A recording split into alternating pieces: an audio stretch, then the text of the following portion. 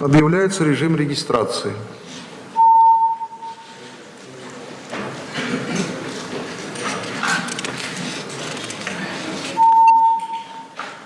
Кворум для начала работы имеется. 8-е заседание Государственного Совета Республики Татарстан 6-го созыва объявляю открытым.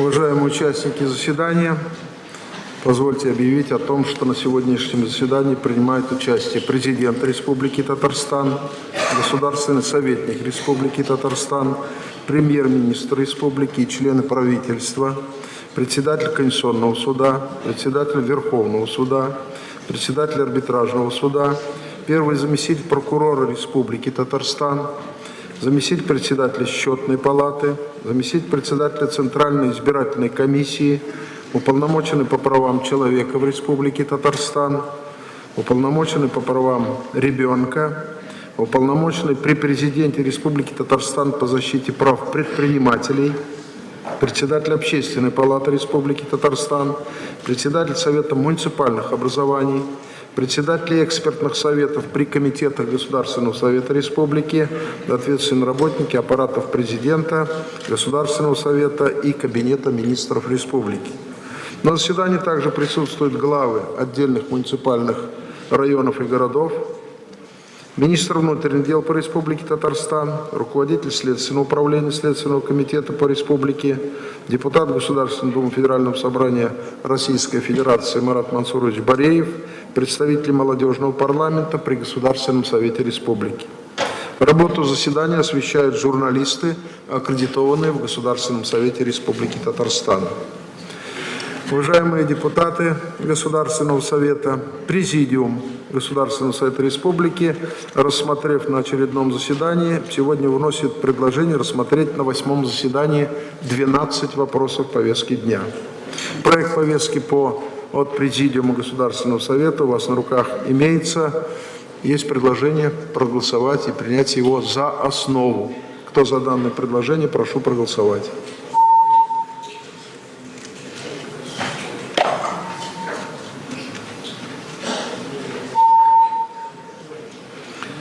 Предлагаю также при рассмотрении, коллеги, если у вас будут предложения к повестке дня, прошу записаться по электронной связи.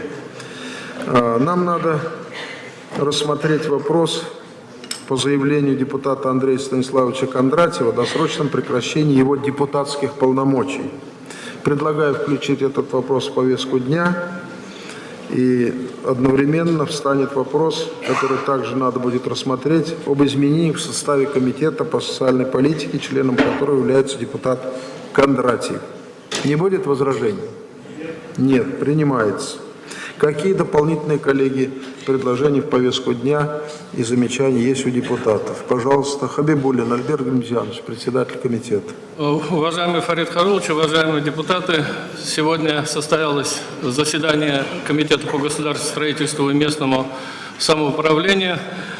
Комитет предлагает включить в повестку сегодняшнего заседания вопрос о законе Российской Федерации, о поправке Конституции Российской Федерации, о совершенствовании регулирования отдельных вопросов организации и функционирования публичной власти и один федеральный закон о государственной гражданской службе Российской Федерации. Уважаемые депутаты, уважаемый Фарид Харулович, кроме того, необходимо, и я должен отметить, что в процессе обсуждения основного вопроса депутатами комитета была высказана озабоченность в части ситуации, сложившейся в языковой сфере. Мы знаем, что в поправках в Конституции и данном законе поднимается принимаемым законом, усиливается конституционная защита сохранения и развития родных языков. В связи с этим я хотел бы принять это во внимание. Благодарю вас. Сафин Фатбир Магус. Фарид Харулович, депутат Сафин. Хотел бы разом дать время для выступления на 3 минуты. Отключите, пожалуйста, телефоны, коллеги. Выступление в разном. Коллега Захарова Светлана Михайловна. Уважаемые коллеги, Комитет по социальной политике предлагает дополнительно включить в повестку дня 2 вопроса. Это проект закона Республики Татарстан о внесении изменений в закон Республики Татарстан о регулировании отдельных вопросов в сфере охраны здоровья граждан в Республике Татарстан и проект федерального закона о внесении изменений в статью 85 Трудового кодекса Российской Федерации. Все документы имеются подготовлены, переданы. Благодарю вас. Ягудин Шакир Шахметович. Уважаемый Фарид Харулович, уважаемые депутаты, Комитет по законности и правопорядку предлагает включить в повестку дня заседания рассмотрение следующих вопросов.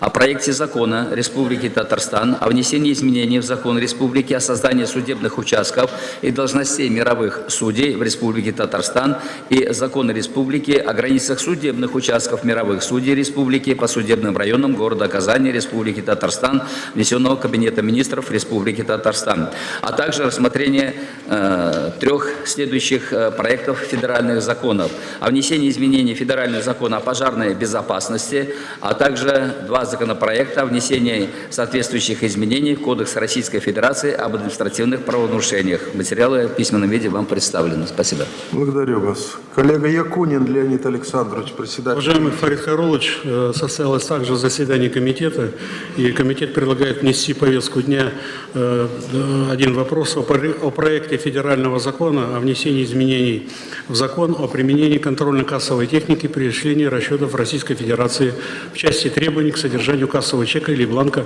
строгой отчетности. Спасибо. Благодарю вас. Коллега Зарипов Айрат Ринатович, председатель комитета. Уважаемый Фарид Харилович, Комитет по образованию, культуре, науке и национальным вопросам предлагает включить в повестку дня дополнительный вопрос о проекте федерального закона о внесении изменений в статью 5 и 7 федерального закона о науке, государственной научной политике и статью 51 федерального закона об образовании Российской Федерации в части полномочий президента вуза и научного руководителя научной организации. Законопроект рассмотрен вчера на заседании комитета, материалы по нему представлены. Прошу поддержать предложение комитета. Благодарю вас. Коллеги, больше предложений депутатов нет. Давайте рассмотрим эти предложения, примем по ним. Да, пожалуйста, Миргалимов. Я прошу внести по повестке вопросов в разном заявлении фракции КПРФ.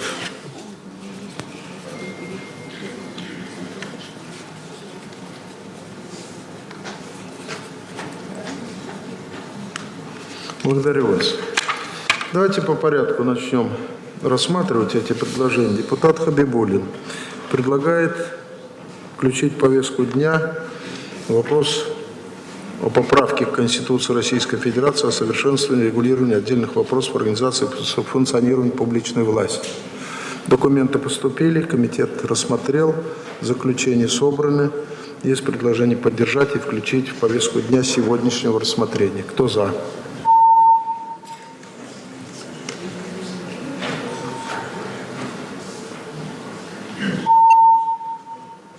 Принимается. Комитет также озвучил предложение, как я понял, о реализации действующей Конституции и по вопросам языковым и других принять обращение к главе государства. Если вы подготовите в течение до большого перерыва или даже раньше, если подготовите текст обращения, я прошу его посмотреть, правовое управление, и потом, будем ставить на голосование, будем его рассматривать. А сейчас, если депутаты настаивают, давайте определимся. Кто за то, чтобы включить вопрос в повестке дня об обращении к главе государства по текущей реализации действующей Конституции, и проблемы, которые они хотят поднять. Кто за это предложение, прошу голосовать.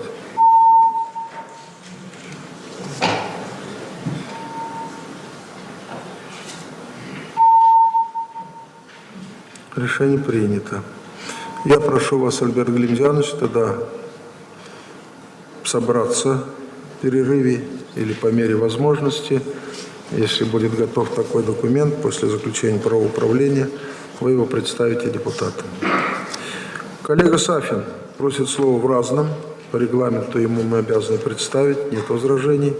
Захарова Светлана Михайловна, 2 дополнительных вопроса об охране здоровья. Документ подготовлен, законопроект готов, все заключения собраны. Есть предложение. И этот вопрос, который она поставила и вносит сегодня, и один проект федерального закона, который мы также по нашему регламенту обязаны рассмотреть, включить в повестку дня. Уважаемые коллеги, прошу проголосовать.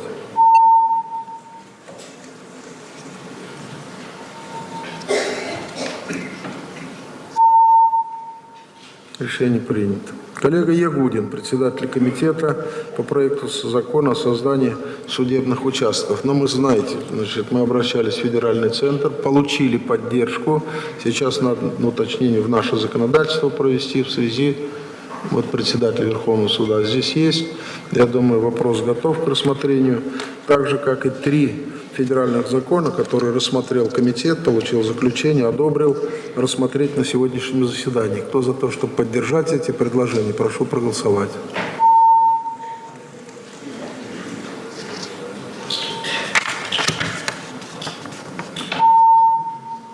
Решение принимается. Якунин Леонид Александрович предлагает проект федерального закона. А я же сказал это. Не понял. 3 федеральных я озвучил, мы их поставили на голосование. Внимательнее будьте, пожалуйста. Якунин. О проекте федерального закона по контрольно-кассовым аппаратам также комитетом рассмотрен, мы его поддержали. Есть предложение внести в сегодняшнюю повестку дня и рассмотреть на Государственном совете. Кто за это предложение, прошу проголосовать.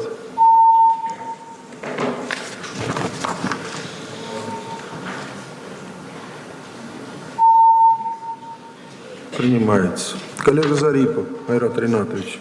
Он предлагает рассмотреть к рассмотрению один федеральный закон о науке и что там дальше. Ну, понятно, что это законопроект, который вы рассмотрели, вы его поддержали, все заключения собраны, готовы к рассмотрению на сессии. Кто за то, чтобы включить этот вопрос по предложению депутата Зарипова, прошу проголосовать.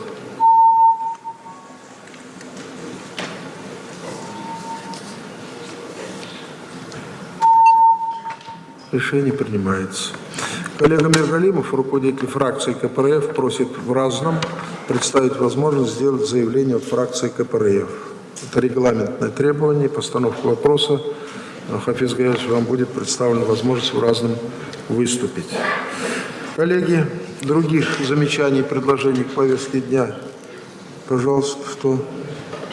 Миргалимов, Хабибуллин, включите, пожалуйста. Я прошу прощения, вы не озвучили предложение по федеральному закону от нашего комитета о государственной гражданской службе Российской Федерации. Один проект федерального закона. Я не успел записать, наверное. Готов он к рассмотрению? Готов, все, рассмотрели. Коллеги, я поставлю на голосование. Давайте поддержим готовый закон, рассмотрим на сегодняшнем заседании по предложению депутата Хабибуллина. Прошу проголосовать.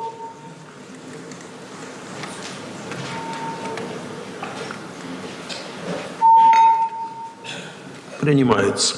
Мы рассмотрели предложение депутатов Государственного Совета к повестке дня. Есть все основания поставить, значит, на голосование предложение об утверждении повестки дня в целом. Кто за это предложение, прошу проголосовать.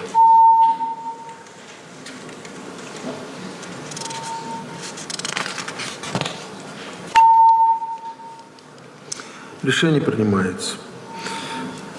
Прежде чем приступить к рассмотрению вопросов по повестке дня, позвольте объявить, что Центральная избирательная комиссия Республики Татарстан приняла постановление, в соответствии с которым вакантный мандат депутата Государственного Совета Республики Татарстан передан Зиаддинову Айрату Ильгизаровичу, выдвинутому Татарстанским отделением партии «Единая Россия».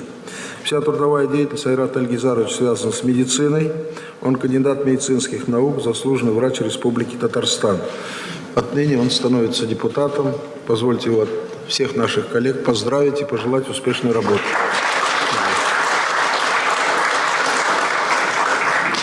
Также позвольте сообщить, что уполномоченным при президенте Республики Татарстан по защите прав предпринимателей помощником президента Республики Татарстан назначен Абдулганиев Фарид Султанович, ранее работавшим министром экономики Республики Татарстан. Он также здесь присутствует. Давайте им поздравим, пожелаем больших успехов. Указом президента Республики Татарстан министром экономики республики назначен Шаги Ахметов Мидхат Равкатович, последние 4 года работавший председателем Центральной избирательной комиссии. Многие годы Мидхат Равкатович работал на руководящих должностях в налоговых органах, Государственном комитете по управлению госимуществом, управляющим Национальным банком и с 2010 года по 2014 год возглавлял Министерство экономики Республики Татарстан. Он здесь? Давайте поприветствуем его и поздравим с новым назначением. Пожелаем больших успехов. Ну и приятно, сегодня день рождения депутата Государственного Совета, ректора Казанского кооперативного института Алсу Рустемовны Набиевой. От имени депутатского корпуса поздравляем Алсу Рустемовну. Желаем успехов как в профессиональной деятельности, так и в депутатской работе. Умушлар. Вчера мы отметили в очень такой рабочей обстановке день рождения заместителя председателя Государственного Совета Республики, руководителя фракции «Единая Россия» в Государственном Совете Юрия Земельевича Малтынова. Давайте его сегодня также поздравим всех, пожелаем больших успехов. У вас не принято, у нас принято. Здоровья и успехов. Переходим к рассмотрению вопросов в соответствии с утвержденной повесткой дня. Об избрании мировых судей Республики Татарстан. Прошу пригласить кандидатов. А слово представить председателю Верховного суда Республики Татарстан Игилазову Ильгизу Идрисовичу. Подготовится Ягудин. Добрый день, Ильгиз.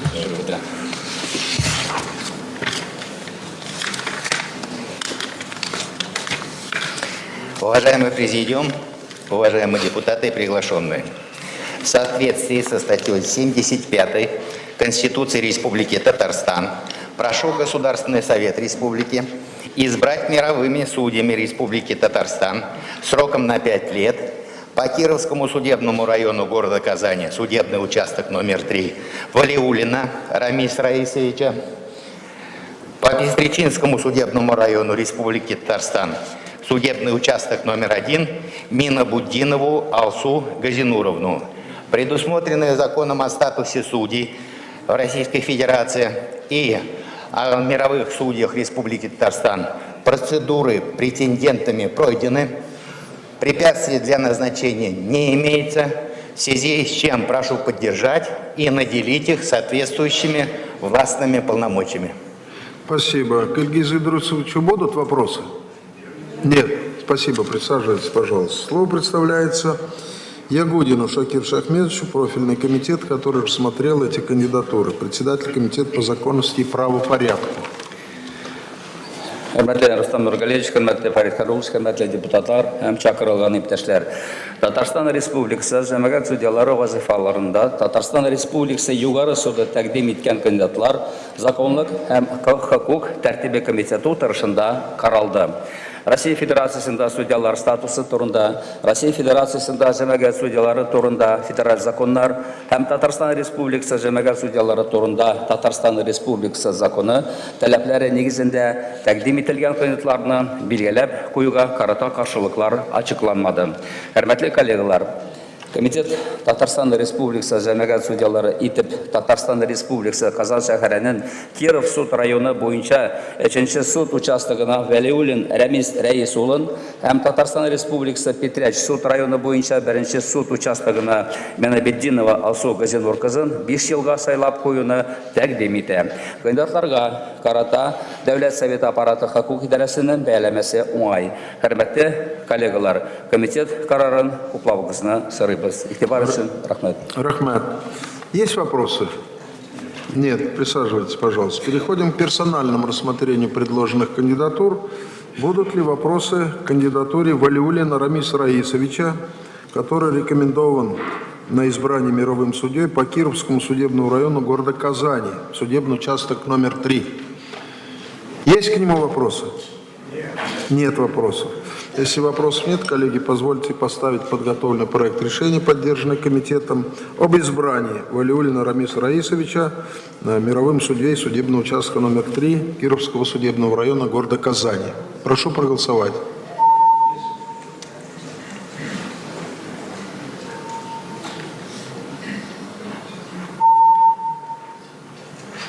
Решение принимается единогласно. Будут ли вопросы к кандидатуре Минабуддиновой Алсу Газинуровне? Она рекомендована на судебный участок номер 1 Пестричинского судебного района. Какие вопросы? Нет. Позвольте поставить на голосование подготовленный проект постановления об утверждении, об избрании мировым судьей Минабуддиновой Алсу Газинуровны. Прошу проголосовать.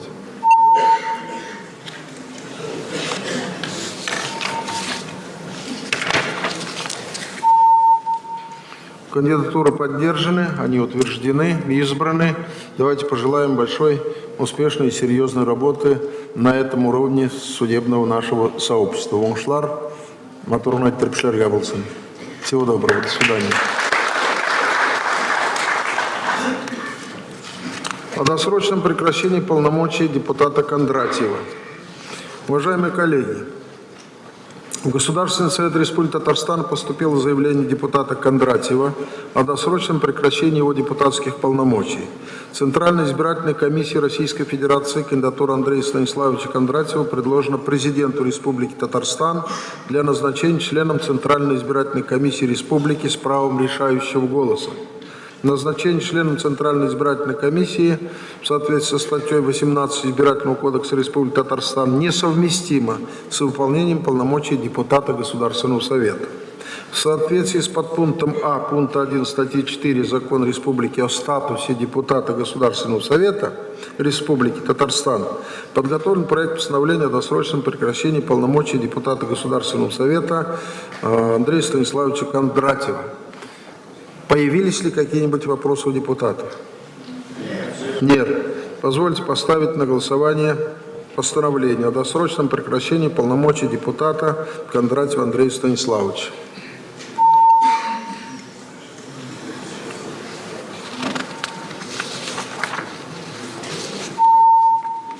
Решение принято. Он сам воздержался или против проголосовал? Коллеги, без обсуждения. Решение принято. Есть предложение поощрить его благодарственным письмом председателя Государственного совета за активную и депутатскую деятельность. Он в том созыве пару месяцев был депутатом и вынужден был сложить полномочия. И в этом созыве тоже через короткое время, в силу обстоятельств перемещения на другую должность, несовместимой с депутатской деятельностью, он переходит на другую работу. Огромную работу проводил в политической партии «Единая Россия», профессионально работу организовал исполкома партии «Единая Россия». Большое вам спасибо. Я вручу ему благодарственное письмо от вашего нашего имени.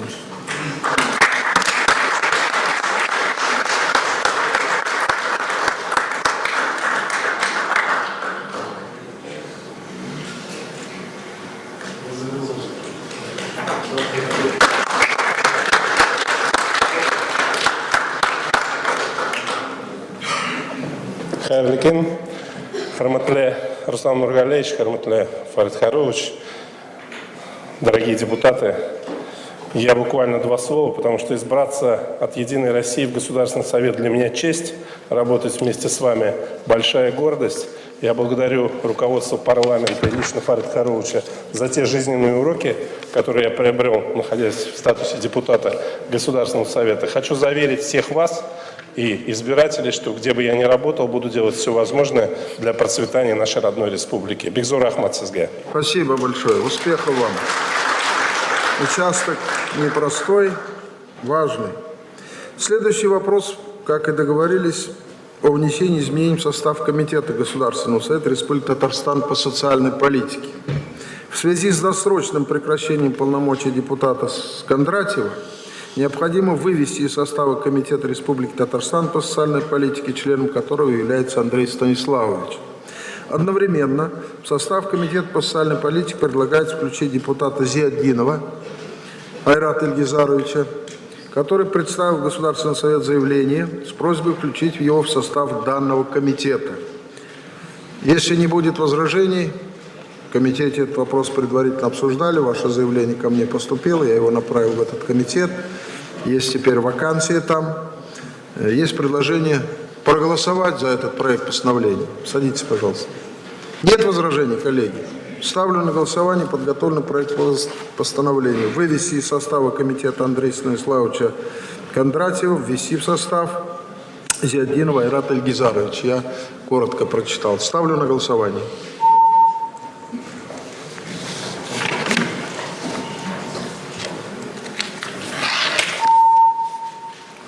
Решение принимается единогласно. Активной работы вам в этом комитете.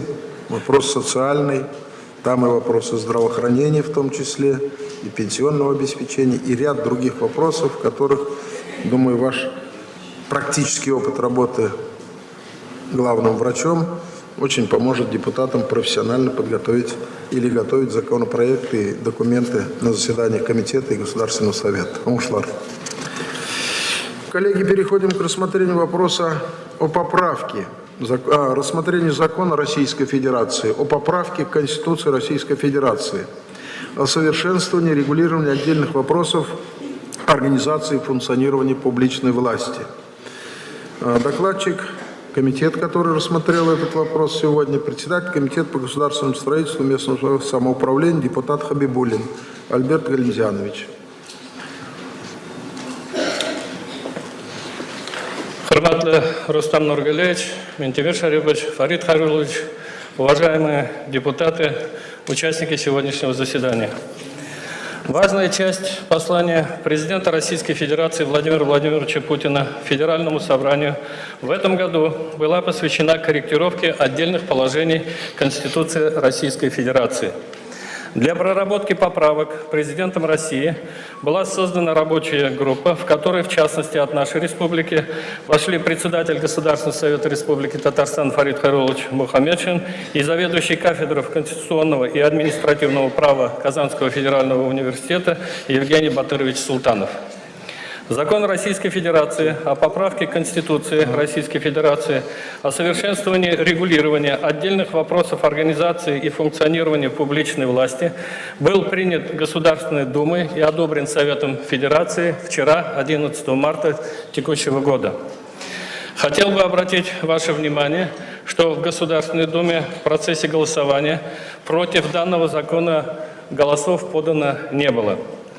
Закон, как и работа над ним в целом, получился непростым, насыщенным, но сбалансированным, отражающим весь спектр мнений широкой общественности, экспертного сообщества, институтов гражданского общества, общественных объединений по ключевым вопросам дальнейшего вектора развития страны.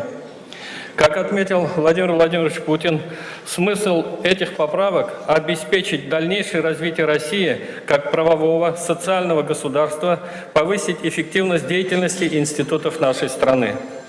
Уважаемые коллеги, в соответствии со статьей 136 Конституции Российской Федерации, Закон Российской Федерации о поправке Конституции вступает в силу после его одобрения органами законодательной власти не менее чем 2/3 субъектов Российской Федерации. В связи с этим мы сегодня должны свое решение принять и направить в адрес Совета Федерации. Убежден, что мы все ознакомились с предложенными поправками. В последние месяцы в российском обществе развернулась весьма широкая дискуссия относительно сути данных изменений. Кроме того, в Государственный совет и лично к председателю Государственного совета Фариду Харуловичу Мухаммедшину поступили десятки обращений от граждан, неравнодушных к происходящим процессам. Перейдя к сути обсуждаемых сегодня изменений в Конституции России, хотелось бы подчеркнуть, что данным законом внесены изменения непосредственно в 41 статью глав с 3 по 8 Конституции Российской Федерации. Кроме того, предлагается дополнить Конституцию 5 новыми статьями.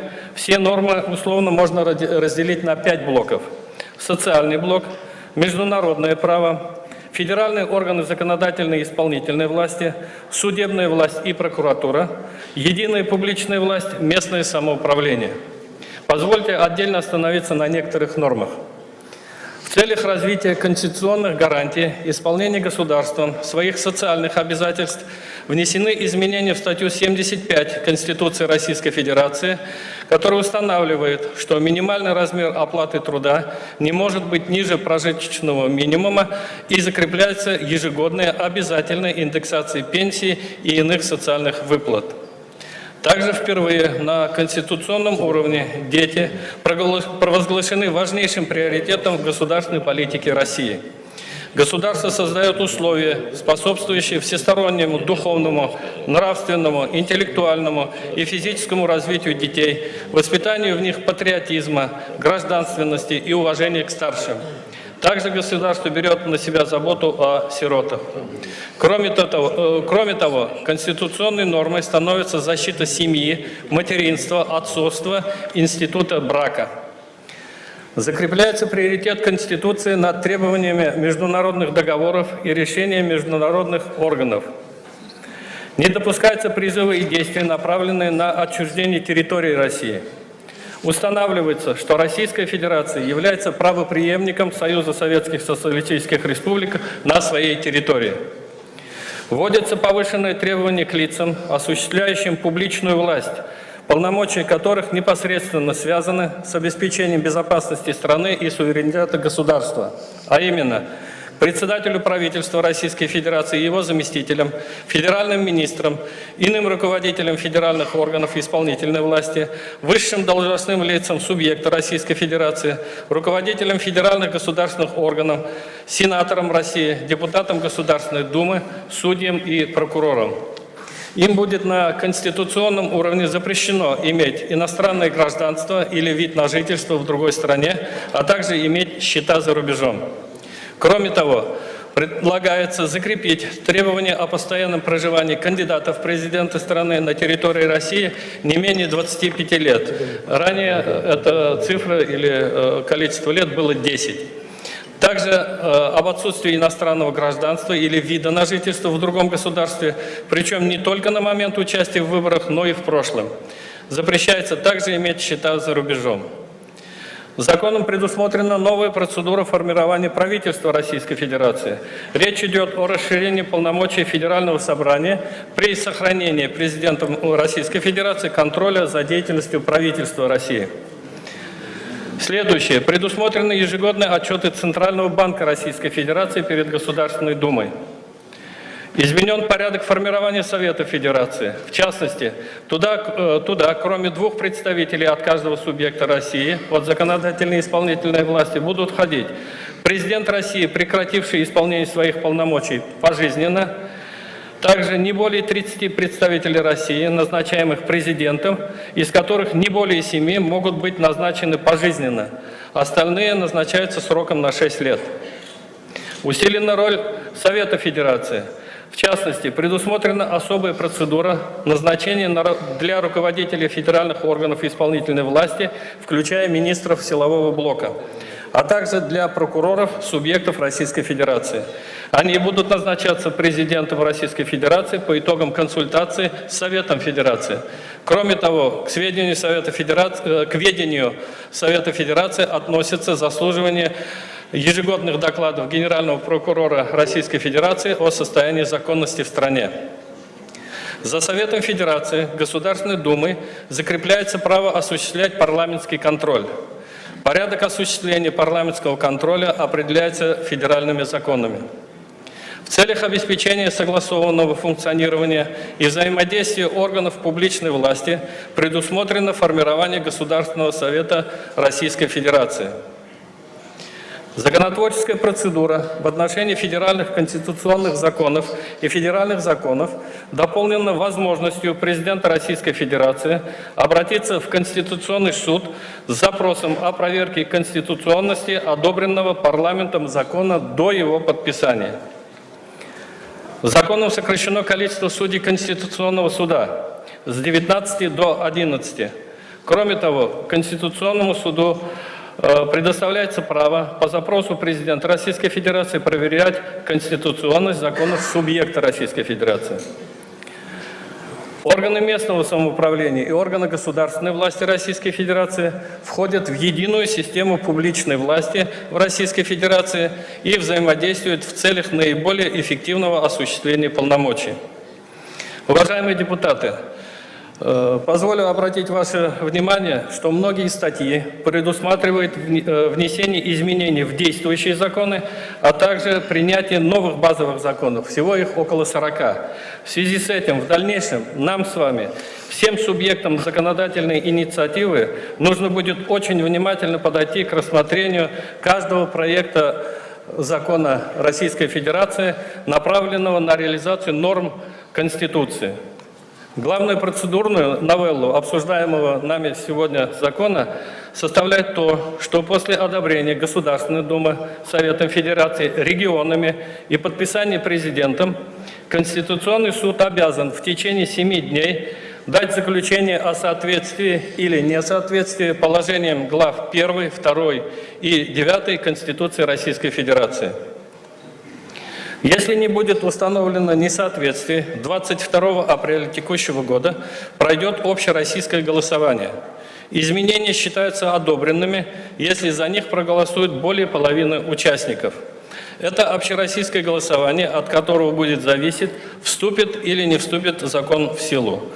После объявления результатов голосования президент подпишет указ об официальном опубликовании Конституции с поправками и указанием даты их вступления в силу. Hurmatli депутатлар, biz bugun bek muhim tarixiy voqeada qatnashamiz. 1993-yilda qabul etilgan birli tub zakonimizga kiritilgan o'zgarishlarning bo'lsa eng ko'lamlisi. Ish borasida respublikamizning eng aktiv gражданlari tub zakonni kamillashtiruv bo'yicha fikrlarini ishchi turkumga jibara oldilar. Россия Федерации президенті қатнашында Дәулет Думасы отырышында ашық режимда өтті. Оның барысында президент ойрым түзетмелерге аппарата өз фикрін білдірді. Тәқдим етілген түзетмелерні бірден хопласақ, әлігі фикір алушыларының дұрыс тамамлануы болыр еді. Уважаемые депутаты, нынешняя конституционная реформа – самые масштабы с момента принятия Конституции в 1993 году. Безусловно, на современном этапе развития нашего государства, с учетом внешних вызовов и международной обстановки в целом, необходимости обеспечения стабильного поступательного развития многонационального народа Российской Федерации, формирования современной экономики и повышения эффективности функционирования всех ветвей и уровней государственной власти и органов местного самоуправления, внесенные поправки, безусловно, являются актуальными и своевременными. Прошла широкая общественная дискуссия. В открытом режиме прошло заседание Государственной Думы с участием президента Российской Федерации. Логичным завершением этой дискуссии стала бы наша единогласная поддержка предложенных изменений. От имени Комитета по государственному строительству и местному самоуправлению я прошу коллег поддержать проект постановления Государственного Совета Республики Татарстан о поддержке закона Российской Федерации, о поправке Конституции Российской Федерации, о совершенствовании регулирования отдельных вопросов организации и функционирования публичной власти. Благодарю за внимание. Спасибо. Коллеги, будут ли вопросы к докладчику? Нет. Присаживайтесь, пожалуйста. Коллеги, поступают предложения по обсуждению. И первым записался коллега Созинов Алексей Станиславович. Позвольте представить ему слово. Фракция «Единая Россия».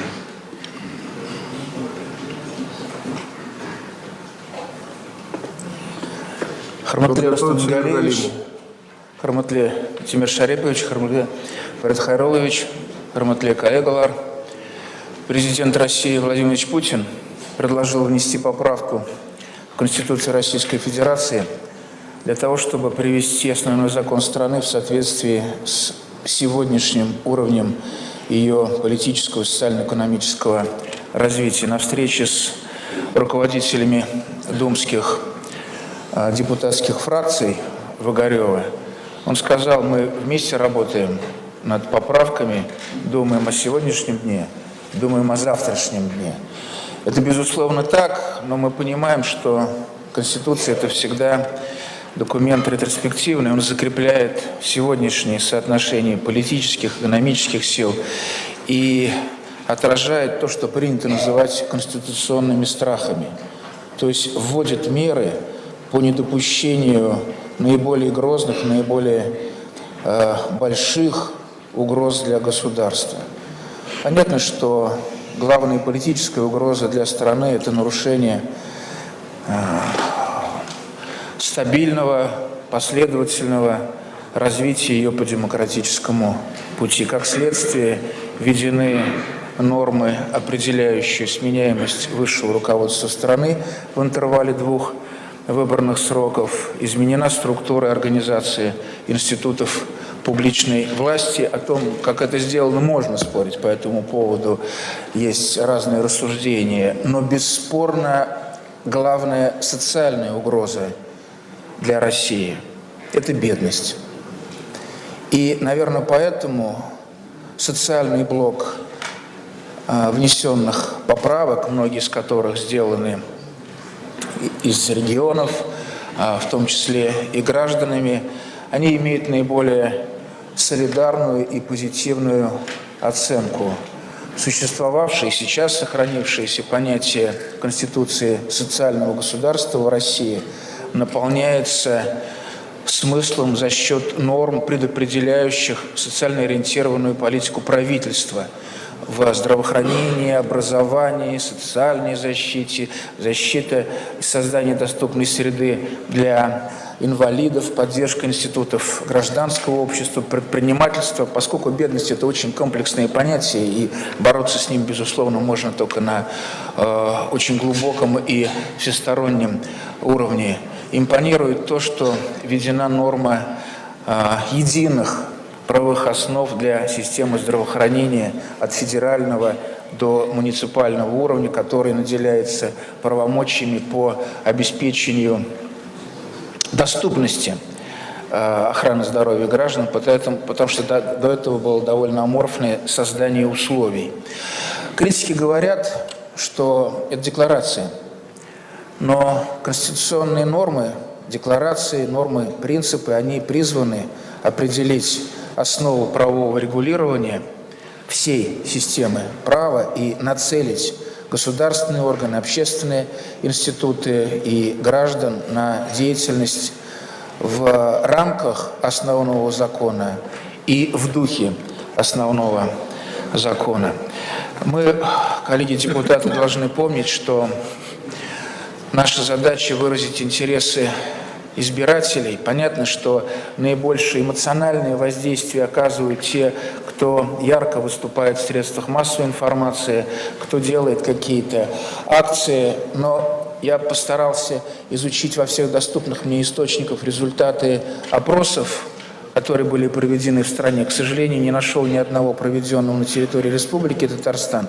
Так вот, по этим опросам, которые проводил не только ВЦИОМ, но и другие организации, Левада-центр и другие, большинство россиян, около 60%, плюс-минус, намерены 22 апреля прийти на участки по голосованию, и большая часть из них скажут поправкам президента «да».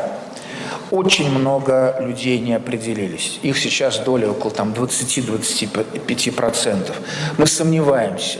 Сомневаться – это естественное состояние думающего человека, но нам, уважаемые депутаты, решение принимать здесь и сейчас, сегодня, и этих решений только два – да или нет.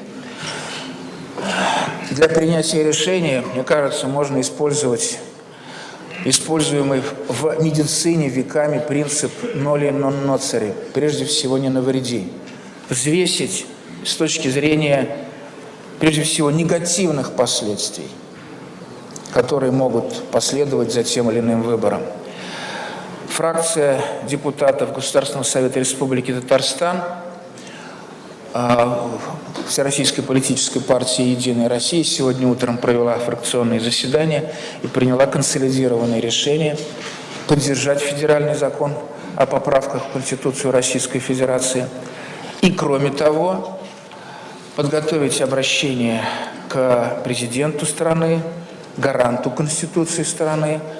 Это будет отдельный вопрос, но в котором выразить позицию республики, отразить наши конституционные страхи в части федерализма, основ этих, в части сохранения прав граждан на язык, на культуру, естественно, и другие. Мы вправе ожидать гарантирования соблюдения всех норм во всех ветвях и на всех уровнях власти в стране.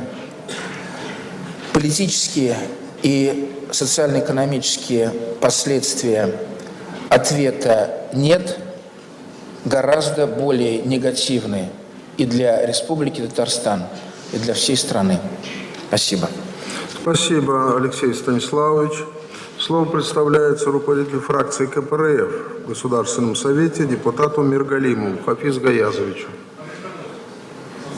Вопрос есть?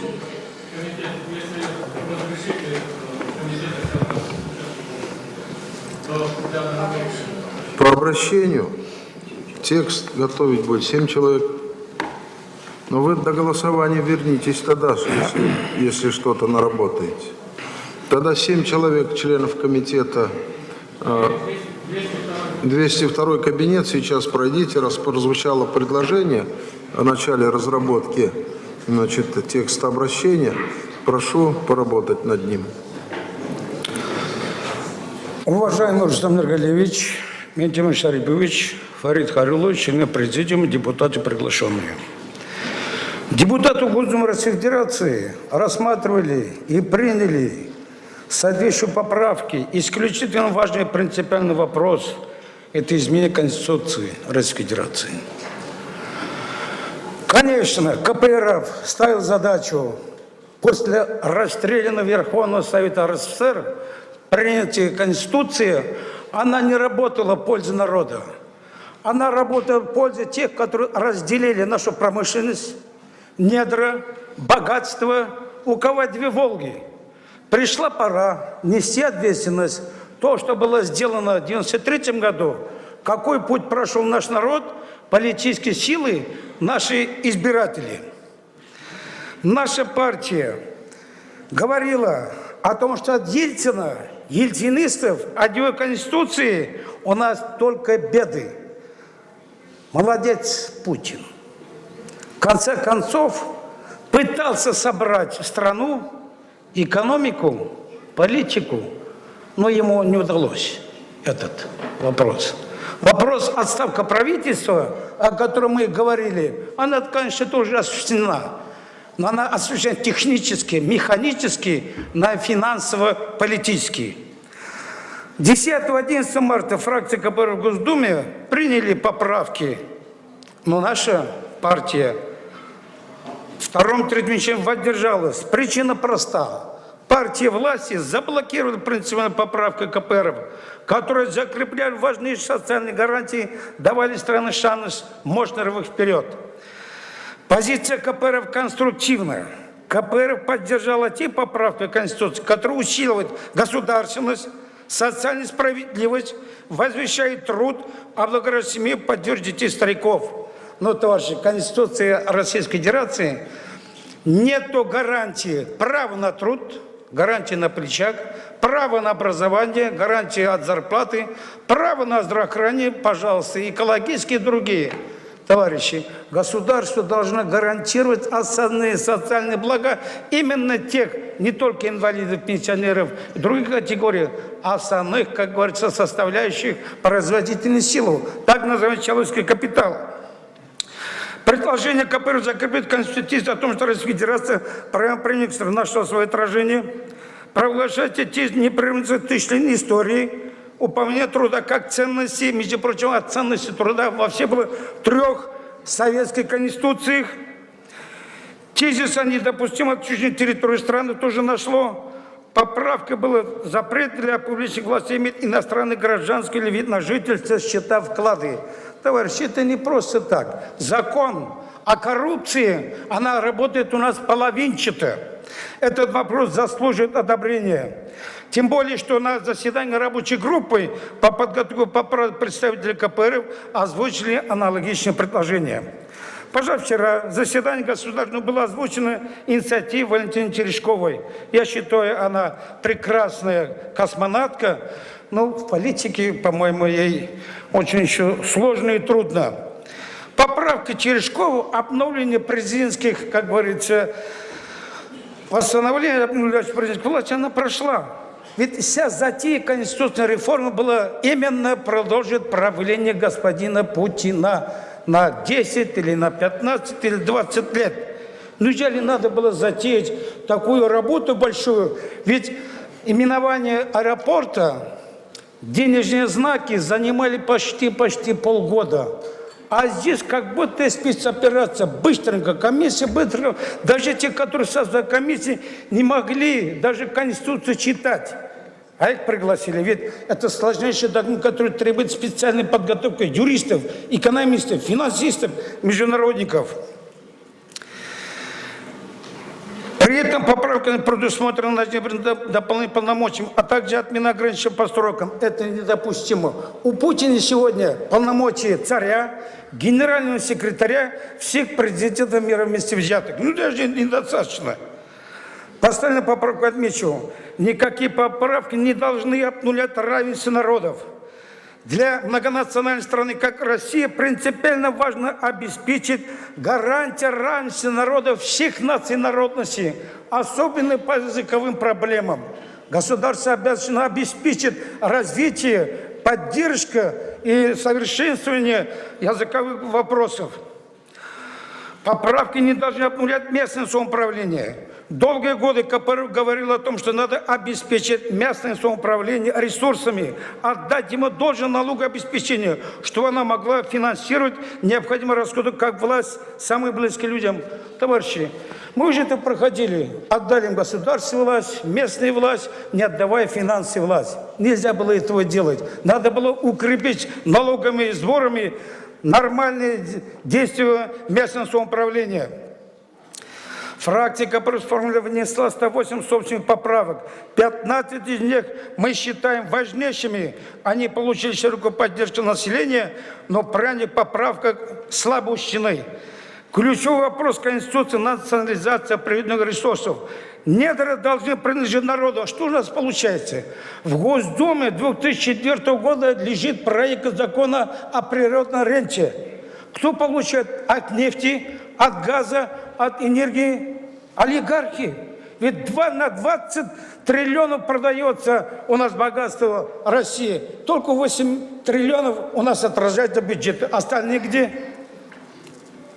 Поэтому наша страна должна быть самым богатым народом, а не только олигархами. Наша партия предложила ввести прогрессивный налог. Он введен в 20 ведущих странах мира, а только у нас его нет.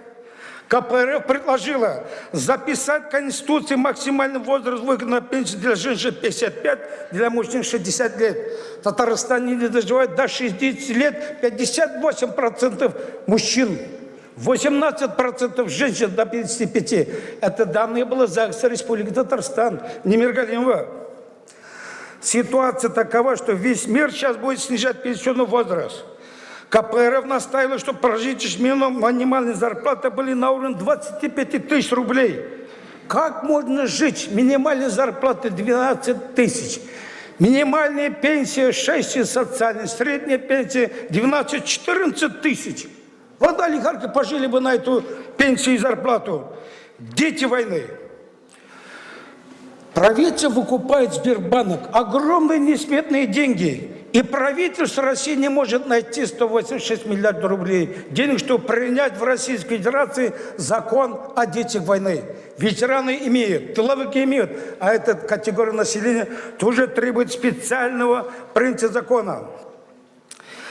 Средняя зарплата, еще раз возвращаюсь, у нас 95 место, выше нас Мексика, ниже нас Папуа, Новая Гвинея и берег Слоновой Кости. Чтобы стать социальным государством, требуется иной уровень финансирования науки и образования здравоохранения. Повышение уровня минимальной зарплаты – это совершенно решаемая задача. Люди увидят, что о них заботятся, им помогают решать их проблемы. Нам, КПРФ, подготовил закон о Конституционном собрании. Вот где надо было принять закон, работает последовательно и эффективно, и принимать все эти изменения, может, дать и поправки новой редакции. Основной документ Конституции, товарищи, это фундамент правовой системы. Это договор между гражданами и исполнительной властью. А мы увидим 22 апреля, как будет относиться наши избиратели к этому поправкам, которые вносятся от имени президента Российской Федерации. Вообще надо было принять, конечно, новую редакцию. Что могу сказать? 22 апреля, день юбилейный, 150 лет со дня рождения великого Ленина, основателя советского государства и нашей коммунистической партии. Выходной день. И 7 ноября надо найти причину тоже делать красным календаря. Я думаю, наша партия будет провести свою работу и дальше. Все наши поправки, 15, они будут ложиться на выборную платформу программу. Дальше будем работать, пропагандировать. В конце концов, есть Ленинская конституция, Сталинская, Брежневская, Ельцинская разрушит нашей страны. Сейчас есть уже Путинская конституция. Я думаю, обновленный социализм, правительство национального доверия вынесет не через 30, наверное, 15-20 лет новую конституцию, новой власти в России. Спасибо. Благодарю вас. Эмоциональное выступление. Я перехожу, уважаемые личности, тут не вспоминать. Значит, ближе к представленному законопроекту обратиться. И слово просит, записывается депутат Абдульзянов Артур Рашидович. Пожалуйста, вам слово. Выключите, пожалуйста, микрофон Рыбушкина, коллеги, если это возможно. Уважаемый президент, уважаемые президиумы, уважаемые коллеги. Сегодня мы фактически живем в судьбоносное время. Мы с вами корректируем вектор нашей страны на политическом уровне, на социально-экономическом. Важность в том, что опыт изменения вектора развития страны мы уже прожили с вами. Это было в последней Конституции, когда была изменена 6-я статья Конституции о руководящей роли Коммунистической партии Советского Союза. Хорошо это или плохо было, судить, может быть, даже уже не нам, а экспертам или летописцам, оставим на откуп это им. Но, тем не менее, то, что сегодня происходит именно корректировка, но никак не смена курса, это очень важно. К тому же, посмотрите, сохранены незыблемые статьи Конституции, статья номер 1 и статья номер 2. Статья номер 1: Россия является демократическим правовым федеративным государством. Это раз. Статья номер 2: ценностью человека являются его права и свободы, высшей ценностью. То есть корректировка необходима. Мы все живем с вами во времени. Время меняется. Меняемся мы. Меняется ситуация вокруг нас. Меняются события во внутренней среде, во внешней среде. Все меняется. Конституция, в каком виде она была, уже невозможно. Необходимо было корректировать с реалиями нашего времени и с учетом, конечно, тех перспективных изменений, которые нас могут быть ожидать. Это очень важно. Я считаю, что обновленная Конституция сплотит народы России вне зависимости от социальной принадлежности, национальности, религиозных взглядов. Это вот в этом заключается важность. Маховик запущен, отступать уже никуда нельзя. Как говорится, самолеты обратно не летят. Во время прыжка парашютов не меняет. Все, маховик запущен. Послание Федеральному собранию Путина произошло. Государственная Дума в 3-м чтении приняла этот закон. На следующем этапе идем мы, то есть мы утверждаем все парламенты региональные. Далее идет заключение Конституционного суда, и 22 числа мы выходим на общероссийское голосование. Какие проблемы могут возникнуть, на наш взгляд? Первое. Мы считаем, что функция ветви законодательной власти полностью будет исполнена. Это раз.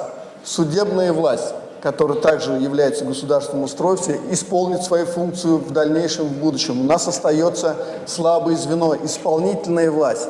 Как мы в таком количестве поправок будем вносить изменения в социальную, в политическую жизнь, в экономическую жизнь? Готовы ли структуры, ведомства и министерства исполнительной власти решить этот вопрос?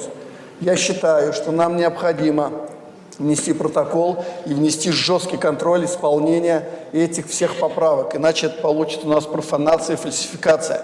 То есть у нас обратного пути нет. Я, Фарид Харунович, прошу, если возможно, в обращении к Владимиру Владимировичу, как бы указать эту тему, потому что здесь, учитывая того, что многие поправки коррелируются с национальными проектами, а мы знаем, что национальные проекты, в свою очередь, и оказывали очень серьезную пробуксовку, здесь мы можем как бы не наступить нам дважды на одни и те же грабли.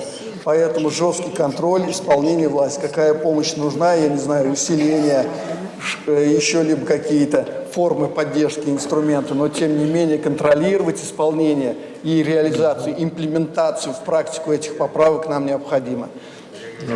Наша депутатская группа полностью поддерживает. Да, было непросто, было очень много мнений, разногласий. Могу сказать, мы тут были и, можно сказать, не расходились во мнении, но были очень такое эмоциональное обсуждение. Но, тем не менее, мы пришли к согласию и приняли решение поддерживать поправки в Конституцию. Благодарю вас. Спасибо большое, Артур Рашидович. Просит слово депутат Тухватуллин Рамиль Чингизович. Будем подводить черту? Давайте, пожалуйста. Значит, вот Ментимир Шарипович просит слово, государственный советник Республики Татарстан. Я не вижу вас, запишитесь. Басалмаган Санфов. Эдем Рекле. Пожалуйста. Hürmetli Rüstem Nurgalevich, hürmetli Farid Xayrulovich, hürmetli Mechimir Шарипович, коллегалар, шақырылған затлар. Мен де бүгін шығышын жасалмайша болдыра алмадым. Чөнки миңа ышаныч белдергән халыкның да, шәхсән үземнең дә фикерен җиткерәсе килә. Россия Федерациясе Конституциясенә үзгәрешләр кертү вакыйгасы киң җәмәгатьчелекне дә, аеруча 22 милли республика халкында битараф калдырмагандыр дип уйлыйм. Сөз Конституциянең 68-нче маддәсе турында бара. Дөрес, бер яктан, Конституциядә төп гарантиялар сакланган кебек, ягъни республикаларның Россиянең дәүләт теле белән бер рәттән үз дәүләт телләрен билгеләү хукукы, халыкларның туган телләрен саклау, өйрәнү, үстерү мөмкинлеге дә теркәлгән. Шул ук вакытта Конституцияга рус телен государствообразующий халыкның теле дип кертү, рус халкын һәм рус телен Россиядә яшәүче башка милләтләрдән өстенрәк кую булып чыга. Билгеле булганча, Россия дәүләтен күп санлы милләтләр тәшкил итә. Бүгенге көндә алар федерациянең нигезе булып тора. Илдә 193 милләт вәкиле яши, алар 277 телдә, шул исәптән диалектларда аралаша. Билгеле, Россия халкын 82% рус милләтен тәшкил итә. Илнең дә төп телнең дәүләт теле рус теле булу табигый хәл. Шулай да Россиянең иң югары норматив хукукый актына бер халыкка гына, бер телгә генә аерым сәяси статус бирү, кайсы яктан карасаң да гадел эш түгел дип саныйм. Бу минем фикерем генә түгел, үз язмышына битараф булмаган милли республикаларның да фикере шундый. Киләчәктә илебез җитәкчеләре әлеге төзәтмәләр нигезендә кабул ителәчәк законнарда милли республикаларның да мәнфәгатьләрен исәпкә алырлар дип чын күңелдән өметләнәбез. Хөрмәтле депутатлар, чыгышымны лирик чыгыныш белән тәмамлыйсы килә. Президент каршындагы Милләтара мөнәсәбәтләр советы әгъзасы Маргарита Лянги рус теленең язмышын кайгыртып, Библиядәге Вавилон башчысы турында риваятның вакыйгасы кабатланмасын дип, шуны мисалга китерә. Эчтәлеге шундый. Всемирный потоптан соң җир йөзендә бер генә халык һәм ул халык бер телдә генә сөйләшергә тиеш булган. Алар Вавилон шәһәрен төзеп, күккә ашкан башында төзәргә ниятләгәннәр. Әмма Бог тарафыннан башка төрле фәрман килә. Ул бу шул халыкка төрле телләрдә сөйләшергә әмер бирә. Шулай дөньяга күп теллелек барлыкка килә. Әлбәттә, кеше бер-берсен аңламый башлый. Шәһәр төзелеше туктала һәм бу халык бөтен дөнья буйлап сибелә. Күрәсең, госпожа Лянгина шул турында борчыладыр. Әмма минемчә риваятта тагын да тирәнрәк мәгънә ята. Чөнки хәтта Бог бер теллегенә өстен күрмәгән. Бу әлбәттә риваят кенә. Дөресен әйткәндә, кай вакытта без үзебез дә игътибарсызрак, безгә бераз батыррак булырга кирәк. Чөнки шигүненең дә шиге булырга тиеш. Рәхмәт игътибарыгызга. Рахмет. Сөзне депутат Зайдуллин Аркадий Рафаилович сорый. Һәм җәмәгать коллегалар Ментимир Шарипович Шаймиев чыгышыннан соң әңгәмәне туктатырга дигән фикер бар. Не будет возражений, если после выступления депутата Зайдуллина... Сейчас, одну минутку, Аркадий. Фатуллин вот выступил, Зайдуллин выступит, потом представим слово государственному советнику Республики Татарстан, и на этом прение завершим. Нет возражений? Спасибо. Пожалуйста. Хөрмәтле президент, хөрмәтле беренче президент Узмин Тимирова, хөрмәтле рәис Фарид Хайрулловы, хөрмәтле депутатлар. Ил конституциясына тәкъдим ителгән сәтләр турында фикер әйтү, кем булуына карамастан, зур җаваплылык таләп итә. Әлбәттә, конституция Коръән Кәримдә, Библиядә түгел, илдә социаль-иҗтимагый яисә сәяси вазгыять үзгәргәндә аңа төзәтмәләр кертелергә мөмкин. Хәлбуки, хәлиткеч ихтияҗ килеп чыкмаганда, гадәттә аңа кагылмаска тырышалар. Бездә күрәсең, андый ихтияҗ тугандыр. Әмма мин үзем дөресен әйткәндә, сәясәттә тәҗрибәсез кеше буларак, аны бик үк күреп бетермим. Үз халкымның киләчәге милләт буларак саклануы, аның мәдәнияте турында борчылучы әдәбият, сәнгать кешесе буларак, беренче нәүбәттә федераль мөнәсәбәтләргә кагылышлы төзәтмәләр игътибарымны аеруча җәлеп итте. Бу җәһәттән ул өлкәдә мин аңлап бетермәгән түзетмелердің мақсатына түшініп болмай тұрған мәдделер де бар. Мәселен, 3-ші бүліктің 67-ші мәддесі, анда бұлай yazılған. Россия Федерациясы территориясында федераль законға ярашлы рәвештә федераль территориялар булдырылырга мөмкин. Миңа бу аңлашылмый. Россия Федерациясының бүтін территориясы федераль территория түгелмени. Әгәр дә берәр төбәкне үзе өчен айрат әһәмиятле дип таба икән, аны республикадан яки өлкәдән айырып алып, үзенә бер федераль территория дип игълан итү мөмкинлеге калдырмыймы бу матдә? 67.1 maddəsinin 1-ci punktunda Россия Федерациясы СССР'ның тулы хукуклы дәвамчысы дип игълан ителәде. 2-ci punktта 1000 еллык тарих тарафыннан берләштерелгән Россия Федерациясы безгә идеаллар һәм бохка, аны татарчага тәрҗемә иткәндә Аллаһ дип әйтергә кирәкме икән?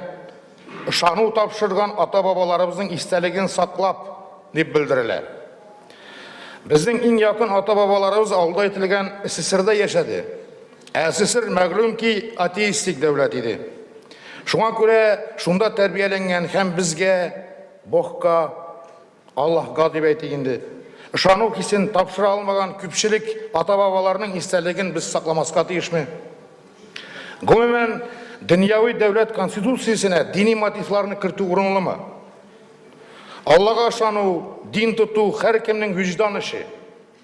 Аны инде 21-нче гасырда документка теркәп, яисә кычкырып йөрмиләр. Без Аллага ышанучыны да, ышанмаучыны да шәхесенә карап бәяләргә, хөрмәт итәргә тиеш, кеше вөҗданына тыкшыну башкалар эше түгел. Минемчә, әлеге матдә моңа урын калдыра. Инде 68-нче матдәнең 1-нче пунктын тәшкил итәчәк күп бәхәсләр яткан төзәтмәгә тукталыйк. Россия Федерациясының барлык территориясында Россия Федерациясындагы тигез хукуклы халыкларның күп милләтле союзында дәүләт куручы халыкның теле булган урыс теле дәүләт теле санала. Бу хакта минем Рамил дус әйтеп үтте, ләкин мин үземнең шикләремне сезгә белдермәкче булам. Биредә беркем дә урыс халкының бийеклеген, аның Россия Федерациясында иң кыдырәтле кавым булуын инкар итмәс. Ләкин шулай да Конституциягә керәсе матдә уңайыннан төрле сораулар туа. Биредә нинди дәүләтне оештыру, дәүләтне кору турында сүз барасын. Алдарак 1000 ел тарих турында сүз булгач, әлләсен Киев Руси турында ук искә төшерәләрме? Алай дисәң, без тарихтан беләбез, Киев дәүләтендә, Бийек Новгород дәүләтендә варяглар оештырган. Һәм аларның теле мәгълүм булганча скандинав теле була. Мәскәү князьлеген искә алсак, аны оештыручылар урыслар гына түгел, анда татарларның да өлеше биникая. Бик күп рус дворяннарының чыгышларын гына искә төшерегез. Империя тарихын хәтерләсәк, империяләр күп халыкларның, дәүләтләрнең укмашуыннан барлыкка килә. Инде РСФСР яки хәзерге Россия Федерациясын күзеңдә тотабыз икән, бу шулай булырга тиеш тә.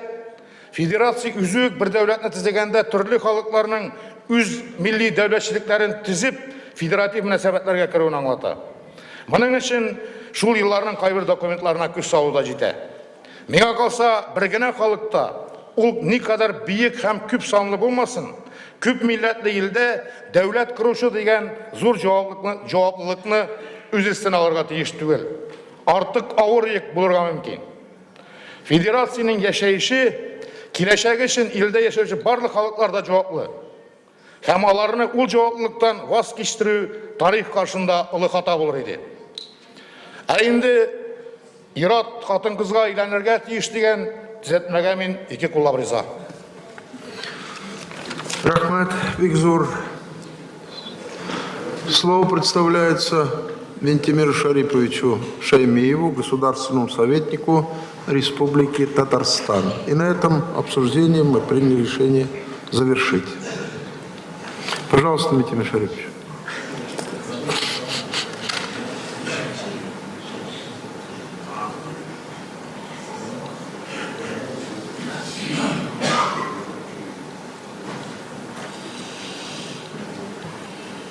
Добрый день.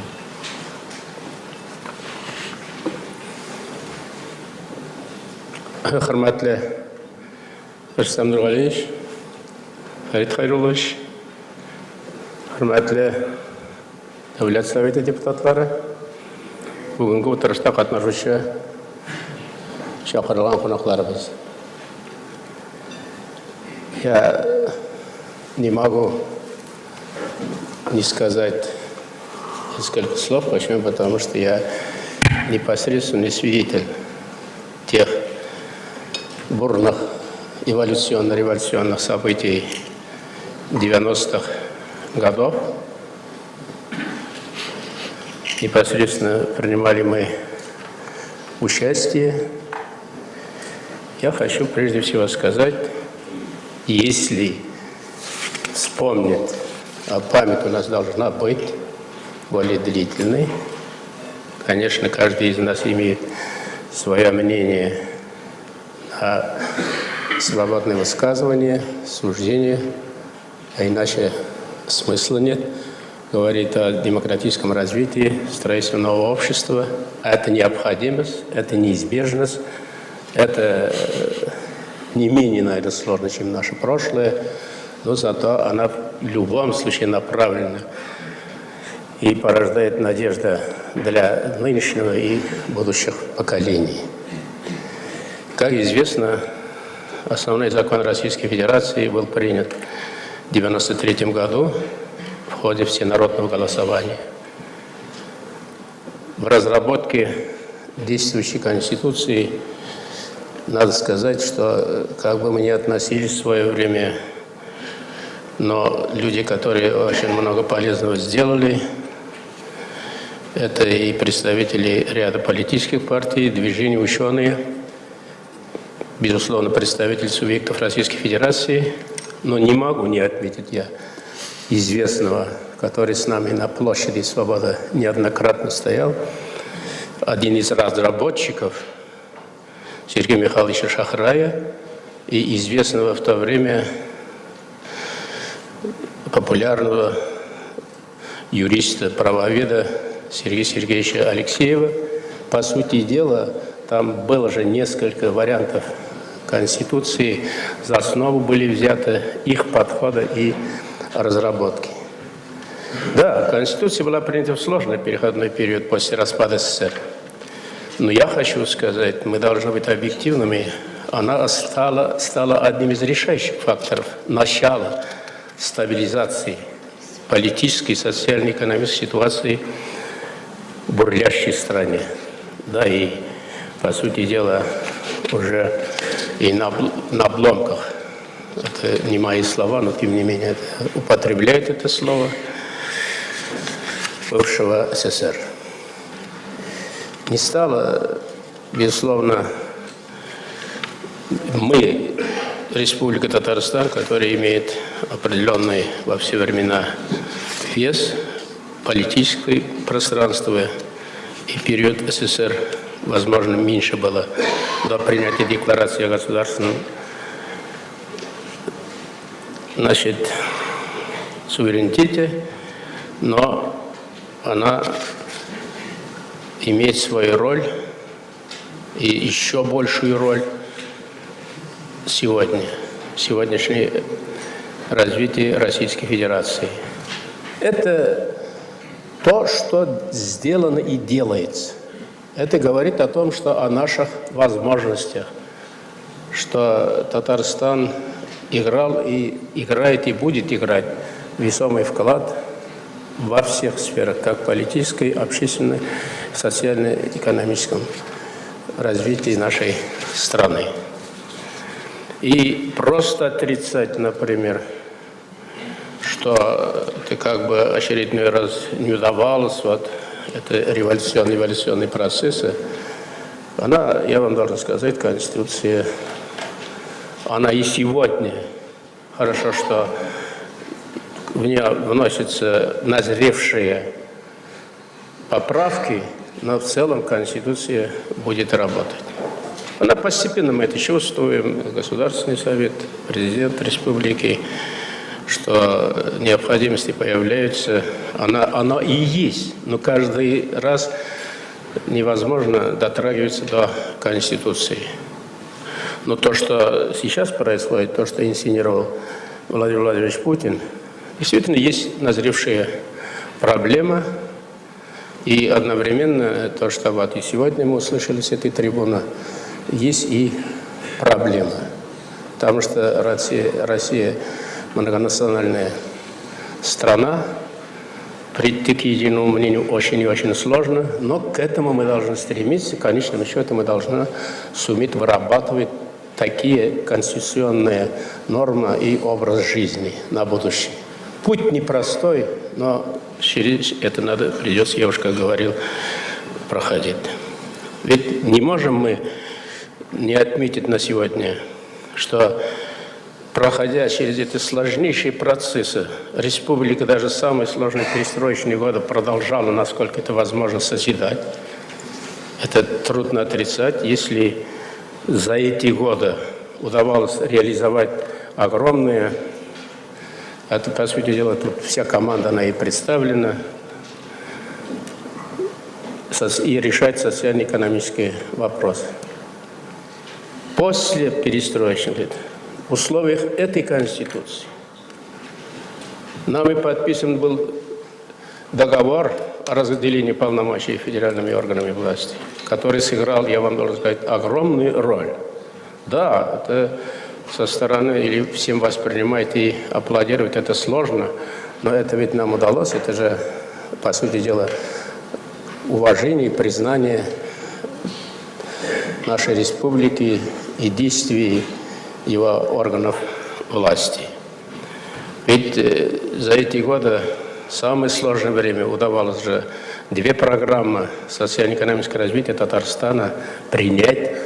Она же была принята совместно с одобрением федерального центра.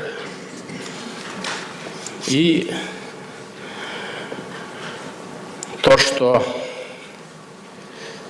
Конституция выдержала действующие, считаю. Почему? Потому что мы сейчас страна вносит поправки по предложению Владимира Владимировича Путина. Она выдержала испытание временем.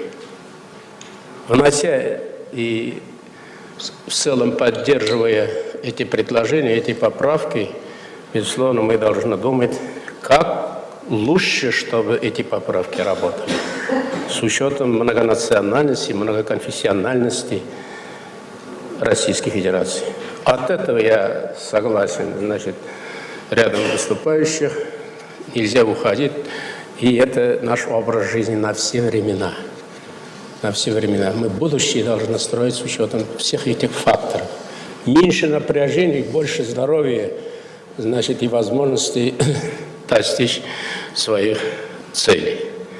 Поэтому, когда Хафиз Владимирович, он человек горячий, умеющий отстоять и политическое направление своей партии, компартии я имею в виду, вот об этих вещах мы не должны забывать. Ведь могут же задать вопрос, и это мне могут задать вопрос, это абсолютно справедливо было бы знать. А что же вы тогда лучше не сделали, ребята? Так уж, если хорошо к нам будут обращаться, в те сложные годы, критикуя вот все и все, а ведь мы же с вами все были коммунистической партии и в руководстве стояли. Путь сложный. Это непростая страна, и я всегда говорю, что это самая в мире сложная федерация. Такая многоконфессиональная, многонациональная. В ней надо очень осторожно идти на все шаги. Но сейчас вот те поправки, которые были предложены, не обойтись без них. Спорные есть моменты. Об этом сегодня прозвучало. И страна, я думаю, знает об этом. Почему? Потому что вот в эти часы, или начиная уже с утра, значит, северных и, как говорится, самых дальних субъектов Российской Федерации идет по всей стране, как сейчас, вот, например, особенно, наверное, в центре, обсуждение этих поправок. Вся страна обсуждает эти поправки. Поэтому я хочу сказать, рассматривая эти судьбоносные во многом действительно вопросы, мы не можем не отметить. Почему? Потому что за период работы нынешнего президента страны Владимира Владимировича Путина, как гаранта Конституции Российской Федерации, ну давайте будем объективными. Значит, страна-то существенно изменилась на наших с вами глазах. Я не хочу сказать проблем, нет, проблем много. Ну, я всегда сначала мне на ум приходит. Одной из проблем стало, не хватает мест для парковок. А работая на высоких должностях, я с улицы Шмидта пешком ходил каждое утро в Кремль на работу, садился на разные кресла, как говорится, как судьба предопределила. Судьба предопределила.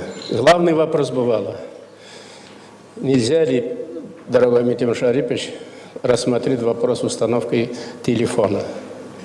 Это главный был. Потом вопросы начали появляться. Ну, квартирные это всегда были они. И хорошо, что республика неплохо эти вопросы сейчас решает. И мы являемся одним из крупных, я вам должен сказать, на душу населения, строящихся в России, значит, республикой и среди субъектов Российской Федерации. Мы мечтали просто, что столько жилья на душу населения можно ли было бы когда-либо построить. Это ведь мы сейчас делаем. У нас есть потенциал. Есть потенциал. В те годы, я почему говорю, была проблема больше, ну, запорожцы просили и так далее. Мы не всегда могли это до конца обещать. Проходя вот этот путь, и Владимир Владимирович, по сути дела, стал сосредоточением тех изменений, что произошли последние и происходят последние годы с Российской Федерацией. И этими положительными факторами невозможно не считаться. Это просто невозможно. Это здравомыслящему человеку. Он, являясь гарантом Конституции, я думаю, что делает все возможное для того, чтобы дальше мы развивались. Поэтому с ним считается мир. Когда бывало вот в той степени, никогда аплодировать нам во всем ни одному руководителю и в целом стране и системе не будут. Почему? Потому что у нас великолепные, богатые пространства, и я вам должен сказать, гордый народ. С нами не просто разговаривать. С нами действительно надо разговаривать на нашем общем языке, который сегодня прозвучало. Резкие слова, может быть, и так далее, но это данность. Наш образ жизни, наш с вами. Поэтому мы, как одна из крупных национальных республик, у нас действительно программ, я должен сказать, проблем много. Справедливо сегодня звучит, и мы должны, по сути дела, я даже прозвучало, пока эти поправки обсуждались в Москве, слова даже должны быть железобетонные договоренности. Мне нравится это. И для того, чтобы находить решение сохранения родного языка, и не случайно, я вам должен сказать, поправки касаются этих судьбоносных статей, которые, каким должен быть язык и как мы должны дальше поступать, и сохранение проблемы родного языка, они сейчас порушены в ходе этих поправок в дальнейшем, чтобы на уровне президента рассматривались. Мы этого давно хотим, и то, что сегодня уже прозвучало, готовится обращение, как я понял, вот нами с вами, вами, депутатами. Этот вопрос надо ставить, как говорится, на высокий рельс. На высокий рельс. В этом обращении, она сгусток на сегодняшний день, мы еще в этом плане не дорабатываем, и каким она должна быть, мы должны быть пионерами. Пионерами не в том смысле, значит, мы там умнее или что-то. Нет, не в этом. Мы на себе это чувствуем. На себе это чувствуем. Ведь было немало, значит, встреч на уровне Владимира Владимировича Путина. Тоже Ешкарали, значит, потом в других кавказских регионах было. Раньше были встречи. Раньше было, если помните, он у нас встречался еще в начале, как говорится, своей президентской деятельности, когда очень довольно резкие выражения были, что нужно сохранить родные языки. Это, он сказал довольно резко. Ну так можно, по-татарски говоря, это, он сказал примерно, это безнравственно. Безнравственно. Поэтому с учетом всех вот его стремлений и того, что не делается федеральными органами власти, иной раз создается мнение, чуть ли умышленно отдельными подразделениями федеральными создаются препятствия для того, чтобы затягивать этот вопрос. Да, он сложный, очень сложный. Я это почему так говорю? Если я говорил как участник начала перестроечных лет, сейчас я могу сказать, как ни странно, задавайте любые вопросы мне сейчас, где, как не срабатывает государственные стандарты по образованию и вообще обучение на родных языках его как конституционно гарантировать, я вам должен сказать, поручение такое дано, мы этим должны воспользоваться. И мы должны с сегодняшней сессии поддержать предложение, которое поступило, подготовить хорошее обращение именно президенту, как гаранту Конституции. Как человек, значит, я должен сказать, что болеть за это дело. Но мы должны, люди на себе, которые испытываем, показать пути. Многие не дорабатывают и федеральные органы власти. Однажды я уже говорил, когда один и тот же учебник, я же участник, я имею в виду добровольный участник, я, значит, учебники, тот один и тот же учебник, Аркайл. Сен утра алмасың бүгін мұнда. Айтыр едіңіз, значит, менің халім қалмады енді дейм. На русском языке и на татарском абсолютно одинаковые учебники. Не поверите, на русском языке перевод этого учебника или разработка от сходов на финише называется учебником. Я это не для краснословца говорю, я участник этого процесса. И мы поспорили, министр здесь, и не только он много усилий прилагает. На татарском языке этот же учебник точь-в-точь выходит на финиш, как учебное пособие. Министру я тогда сказал, Ольга Васильевна, значит, я говорю, вот вы видели когда-нибудь в истории, она опытный человек, значит, который работал до сих пор. Это же, я говорю, прямая дискриминация. Прямая дискриминация. Я говорю, тогда у вас есть другие татары. Вы же, я говорю, практически с теми же татарами работали, учеными. Это ведь я были, рассказываю. Это же, я говорю, дискриминация. Мы поднимемся все. Потому что нельзя, это само слово нельзя употреблять, это не должно быть уже в нашем лексиконе. Мы должны уже забывать, особенно касается, когда вопросы межнациональных отношений. Но это же так. Хорошо, тогда вот сидят они у нас, значит,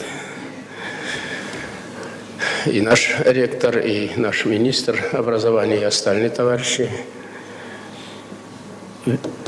Они не могли этим не согласиться. К примеру, я говорю, вот таких вопросов накопилось очень и очень много. Я не к тому, что, значит, не случайно, я уже говорил, как говорится, душа не терпит. Почему мы взялись за полилингвальную школу, которая была поддержана Рустамом Нургалиевичем, нашим президентом. Что-то ведь надо делать, надо же находить пути. Мир меняется. Образовательные подходы к воспитанию детей. Это образование, это есть воспитание и сохранение традиций, которые в конечном счете, как по определению ЮНЕСКО, я бы сказал, это есть культура образование, наука, вот все в одном лице. Этим мы не можем заниматься. Тем более, когда чувство вот людей есть, избирателей, когда этот парламент, вот вы пришли, стали депутатами, среди вас очень много людей, которые со сферы образования. Это не случайно.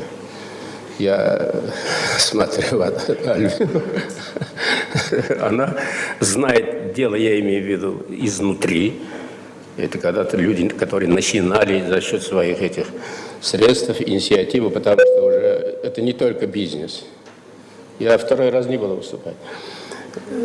Поэтому сейчас такой состав. Вот полилингвальные школы взялись. Я почему говорю, это беспроигрышный вариант. Есть, вот сейчас обсуждается генплан Казани. Обсуждается также, может, не на таком, значит, гласном уровне, генплана городов, больших, малых, республик. Заранее мы знаем, где сколько жителей будут жить, какие микрорайоны образуются. Мы же школы так и так каждый год строим. Детское дошкольное образование мы же так и так каждый год строим.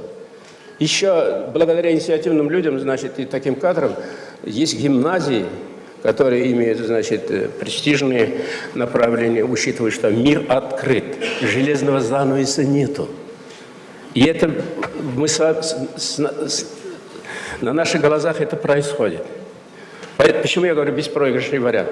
Мы так и так будем привязывать эти школы заранее, в генпланах. Так и так строить надо, их не хватает. Это укрепление одновременно, современное укрепление материально-технической базы, значит, системы образования. Это себя оправдывает. Да, нужно время. Но мы же говорим, вот 27 лет прошло этой Конституции, а быстро проходит время. Она должна в этом направлении постоянно, день и ночь работать. Но карандашом на руках мы сидим сейчас. Нашим министром образования Равичем Тимирхановичем, его помощниками, остальными, и Академией наук, не говоря уже федеральный наш университет, очень многое делает. Есть у нас возможности. Да, материальные базы. Когда создавали федеральный университет, извините меня, что я долго говорю, у меня же лимит накопилось. Я же терпеливо всегда сидел, и настало время. Поэтому мы должны найти все перспективные способы. Дети другие. Я сам учусь, я не знаю сейчас на каком классе, но по, значит, международным стандартам. Это мы должны сделать. Мы уже, значит, будем сдавать первые комплексы, начнем сдавать уже новому текущему году, в этом году. Этим путем надо идти. Да, путь перспективный, долгий. Но в целом, учитывая, что вот эти поправки, внесенные президентом Российской Федерации, мы должны разворачивать действенную работу. Инерция мешает. Инерция мешает не только наша. Инерция мешает органов государственной власти, которые занимаются образованием. Это ответственно, я говорю. Потому что если бы не сталкивался этими вопросами. И до сих пор не может быть утверждено сколько поручений уже на самом высоком уровне федеральный государственный образовательный стандарт. Я это выражение уже знаю наизусть, все это, потому что это с карандашом на руках или иной раз жирным пером заправленной ручкой сидишь и изучаешь. Путь непростой. Мы должны, у нас характер есть, мы должны этим заниматься повседневно. Да, затраты есть и так далее. Очень часто приходится Рустаму Нураличу обращаться, ну а куда он? Значит, президент нашей республики, и главное, успешно охватывает все стороны социально-экономического развития. Но для нас образование, если бы даже мы не были бы национальной республикой, многоконфессиональной, этим вопросом и другие начнут заниматься. Почему? Потому что время стучится уже, как говорится, или бьют уже в колокола. Образование современное должно быть иное. Воспитание, сохранение традиций, образование, вот это и есть культура. Вот это и есть образ, Равиль, значит, тем, чем мы должны жить. В связи с этим у меня, вот хорошо, что обращение мы будем делать. Мы подготовимся к этому обращению. Она, по сути дела, в моем выступлении расписана, даже с помощью вот наших специалистов, руководителей образования. Мы должны подготовиться к хорошей встрече. И обращение Владимиру Владимировичу Путину, не по горячим следам, а так, по наступившему моменту обращение нужно принимать. Именно для рассмотрения вопросов сохранения, тем более 68-й статье, это же написано же, значит, их надо начинать реализовать. Ведь остальные национальные проекты же мы всегда, значит, под контролем. Все спрашивают за это дело. А это где-то в стороне. Да, там есть эти национальности, есть. Иной раз, видимо, забывают, что нас немало. Нас немало. И мы за единство, за то, чтобы, значит, всем жилось хорошо. Я даже вот вам скажу, если как бы сформулировать можно было бы.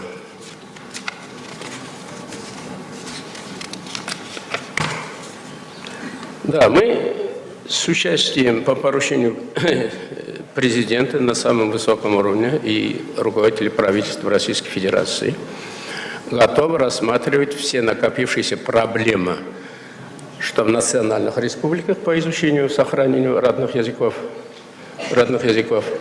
и что не доделывает, у нас есть материал, доказательная база, и что нужно делать во благо, как говорится, успешного развития нашей страны. Поэтому такое обращение, я думаю, что это необходимо. Сегодня надо принять от имени парламента, это орган. Речь идет о поправке Конституции только через законодательные органы, и поэтому вся страна это сегодня обсуждает. И не хочу, что критически уходить в эти детали, как образовательные стандарты, значит, сколько препятствий, которых за один присест можно очень много решить. Разве можно выделять 88 миллионов по всей России по поддержке родных языков? А когда мы с вами, Рустам Иванович, в последний раз говорили, недостающий там учебники выпускать надо по родным языкам, вопрос мы перед вами поставили, порядка 100 миллионов, которые вы сходу нашли решение, а там по всей России. Нельзя так подходить. Так не решаются вопросы. Мы же видим, на какие расходы страна идет. А будущее многонациональной России, когда создается, идти надо на очень и очень кардинальные шаги. Страна сегодня может позволить себе решать эти вопросы. Может позволить. Поэтому мы это обращение, я думаю, что поручение, значит, президенту я поддерживаю и направляем, должны направить и готовы участвовать на, как говорится, самым активным образом, на самом высоком уровне, насколько нам позволено. Насколько нам позволено. Есть еще одно предложение. Парламент – это законодательный орган. Вы избраны нашим народом. Вы несете глаз народа до нас. И не только до нас, значит, права таковы, законы такие. Давайте создадим авторитетную, постоянно действующую из авторитетных составе людей, значит, по постоянно работающую комиссию, и проблемы все будем знать, и все будете знать. Значит, по проблемам образования, сохранения родного языка, обучения и сохранения родного языка. она должна быть, когда обращаться через законодательный орган и так далее. Я думаю, что, Рустам Иванович, вы это поддержите. Тут еқлап қалған шатып қалды деген сөз бұл шырақта ұшамай. Біз мұны мотор еттіріп, енді нешік керек асылына кетіріп, құқықи яқтан, башқа яқтан алып баруға әзірбіз. Енді теге бұл сізге іш жүктеугіне түгіл, мен айттым. Айтамын да, то, что бүгін башыланған іш бар по полингвальным школам, көп тілі мектеплер бойынша. Нешік көп мүкіш келе, Алла берса, onun üstünde я оставляю, как говорится, свое участие для того, чтобы она был маяком. А знаете, маяк, что за слово? РКЛ, білмейсің ме? Маяк. Мына қазір айтам, нәрсе екен, мен де шылай деп ергенейім. Ол татар сөз екен. Біз должны быть маяком. В этом деле. Маяк, ол маяк деген сөз екен. Деңгізде маякқа нендей ол заманда бар нәрсе білен яқтыртып бұла, маймыл нәрсе ол анда маяк. Татар фарсы тілінен, татар тілінен шыққан сөз. Яқтыртыра керек. Деңгізде еріп қарады сен мына пространство. Колумб. Как он? Ну, это на то, что и он колумб. А мы должны вот по этим вопросам стать маяком. Маяком не ради того, чтобы нам отличиться, а ради того, чтобы иметь те интеллектуальные силы, которые мы имеем, интеллектуальные силы, его использовать. Мы же прекрасными были, значит, после революции 17 года, по указанию в то время совнаркомов в то время, значит, просветительский ликбез, когда надо было организовать. Поизучайте историю, получите. Та работа, та роль татар, в данном случае не побоюсь, почему? Потому что больше всего сделали мы, тогда исполняли ликвидацию безграмотности, революционный год. Там же басмачество, что только же не было в послереволюционное время.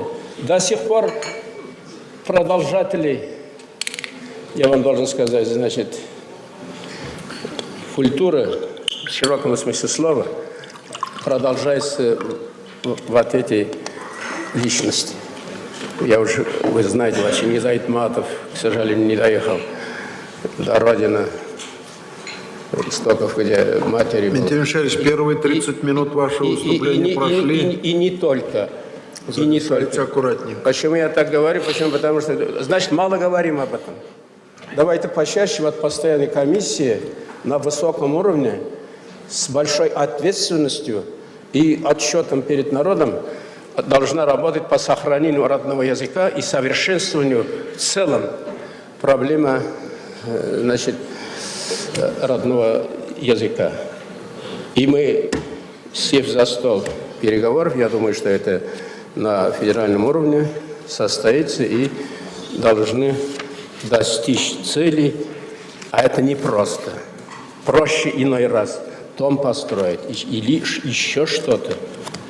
Я могу привести столько цитат, значит, великих, как говорится, гуманистов, да и в ходе обсуждения поправок, сколько говорили, и Михаил Шутков, значит, и вспомнили мы остальных, и директора Российской академии наук по этим вопросам, и слова Петровского.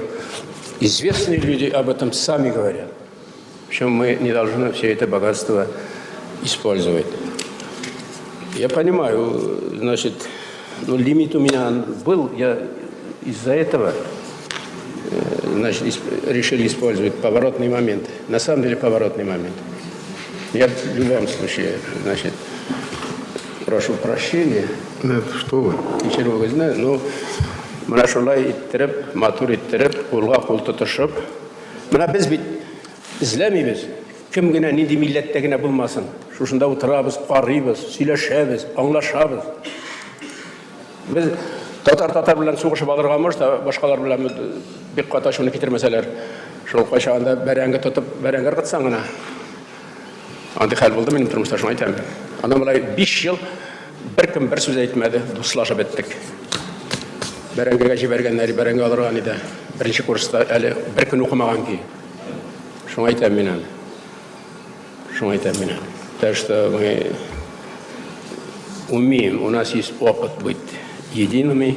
И хочу закончить теми чувствами. Вот много было выступлений и по поправкам президента. Ну а как же, значит, если ни вы, ни мы не будем об этом говорить, так кто же будет говорить? Вы же от имени народа говорите. Тут не надо искать никому, значит, что-то иное. Знаете, что вспомнил? Нам надо быть, как мы себя чувствуем, когда плакатами идем, марш, как победители, согласие. Вот там мы чувствуем себя совершенно другими людьми. Мы знаем, что мы единый народ. Мы даже не думаем, значит, ну это действительно получается многонациональный, многоконфессиональный. Святые чувства. И их нельзя забывать, тем более я об этом говорю, как говорится, уже надвигающийся, значит, очередной юбилей Дня Победы, значит, Дня образования нашей республики. Вот этими чувствами мы должны жить, его нести и суметь передать будущим поколениям. Вот это нравственно, вот это по-современному. Вот Славутский, неправильно, правильно на меня смотрит, значит, почему? Потому что культура объединяет очень все. Вот давайте, чтобы мы должны стать услышанными, мы работаем во благо всей страны, потому что нам жить и работать, как говорится, всем вместе. И хорошо, что сегодня есть ряд руководителей муниципальных образований. Ведь вообще-то мы с вами очень многое решает муниципальное образование, очень многое. Редко мы их собираем по этим вопросам, советуемся с ними. Все зависит от них. От ремонта, наверное, колеса, тележки или тарантаса лучше. Это уж в хорошем случае, я имею в виду. Хотя, Руслан Николаевич, машины сейчас немало дают, но их тоже бережно надо относиться. Это из-за уважения, это с большой надеждой это делается. Спасибо, Бигзур Рахмат Игтибарыңыз үшін. Мына шулай қолға қол тұтышып, біргәләп эшләсәк, инде ректор Утравы университета, я должен сказать, бывает критика, я почему не с этой точки зрения подхожу. У нас учится огромное количество иностранных студентов из развитых стран. Именно больше по педагогике. Я встречался с ними.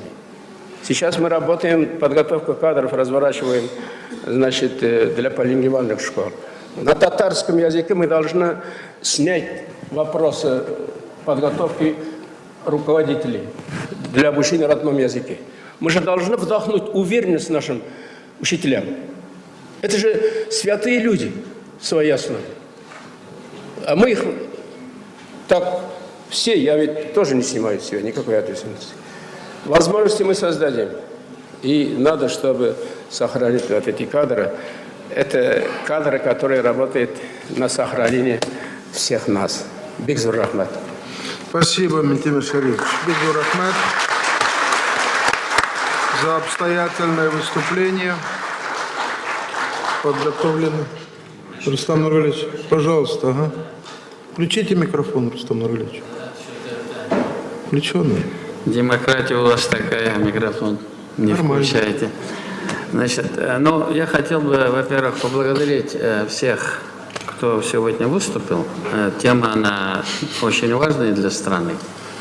Но то, что вот Ментимир Шарипович сказал, эта тема, она была по языкам, и надо нам самим системно заниматься и с федеральным центром, и у себя, и подготовка кадров. Поэтому целиком поддерживаю идею создания некой такой группы, комитета, я не знаю, вот, Если, Фарид Харович, вы не возражаете, я бы хотел попросить Марат Готовича возглавить эту работу. Значит, там мы включим кого нужно, и экспертов, и специалистов.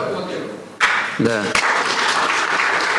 Я думаю, что эта тема, которая как бы наболела, и выступление наших коллег, я вот посмотрел обращение, она достойное обращение, все в рамках Конституции, все в рамках федерального закона, никаких вопросов нет, и на самом деле об этом Митя Мишарович сказал, президент четко, ясно уже несколько раз сказал, и нам просто вот этот путь, дорожную карту надо пройти.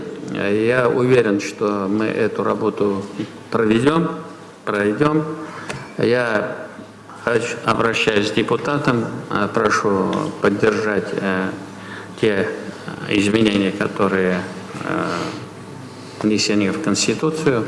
Ну, а в свою очередь, значит, хочу также обратиться, что вот такое обращение к гаранту Конституции, президенту нашей страны, оно очень важное, в части того, что исполнительная власть, я лично, вот комиссия, которая будет работать совместно, мы доведем те вопросы, которые нас беспокоят, до логического завершения. Поэтому большое спасибо за такое,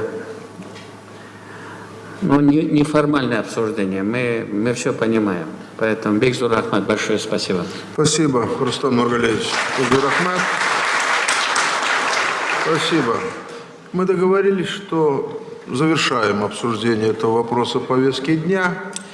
Я тоже намеревался выступить, но вот обстоятельное выступление Митимира Шариповича и заключительное выступление действующего президента Рустема Нургалиевича Минниханова освобождает меня от той информации, с которой я готовился выступить перед вами как член рабочей группы.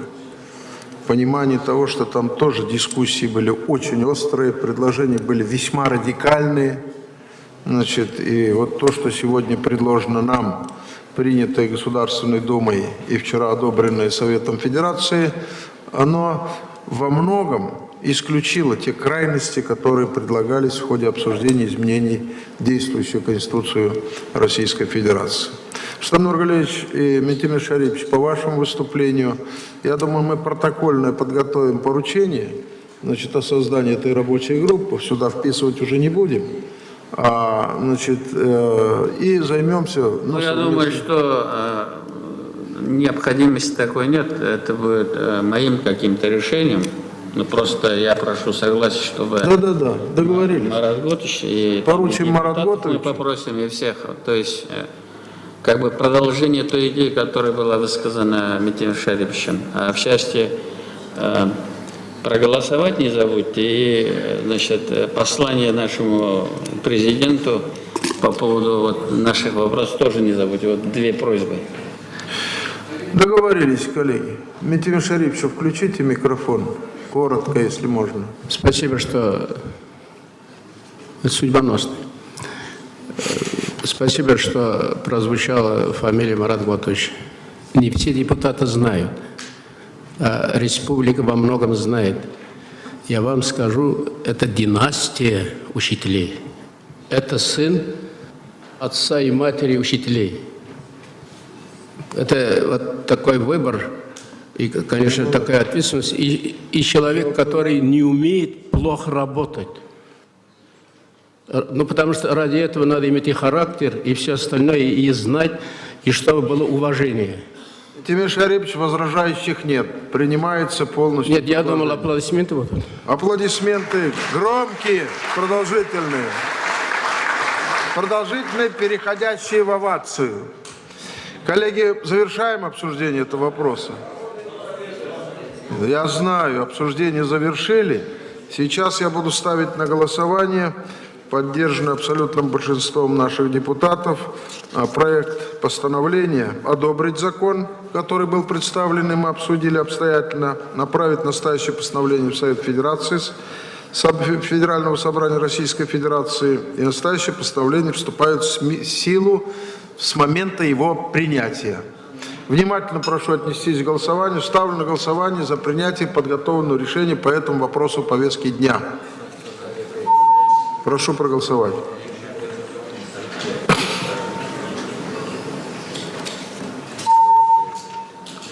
Принимается. Спасибо большое. Что это? Нет, сейчас я объявляю перерыв, потому что мы без перерыва, значит, не можем. Обращение сразу после перерыва, тем более, если поправки какие-то будут у президентского, вот ваши там, другие. Сразу? Тогда с условием, что протокольно дооформить, значит, вот те договоренности, которые Рустам Нургалиевич предложил, Митимир Шарипович предложили, и ряд депутатов хорошие, толковые предложения высказали. С таким предложением согласны? Слово для оглашения текста обращения имеет председатель комитета. Все знакомы? Тогда нет необходимости озвучивать. Ставлю на голосование проект постановления об обращении Государственного Совета президенту Путину Владимиру Владимировичу в связи с принятием закона Российской Федерации о поправке Конституции Российской Федерации. Оно у вас на руках имеется. Кто за принятие, прошу проголосовать.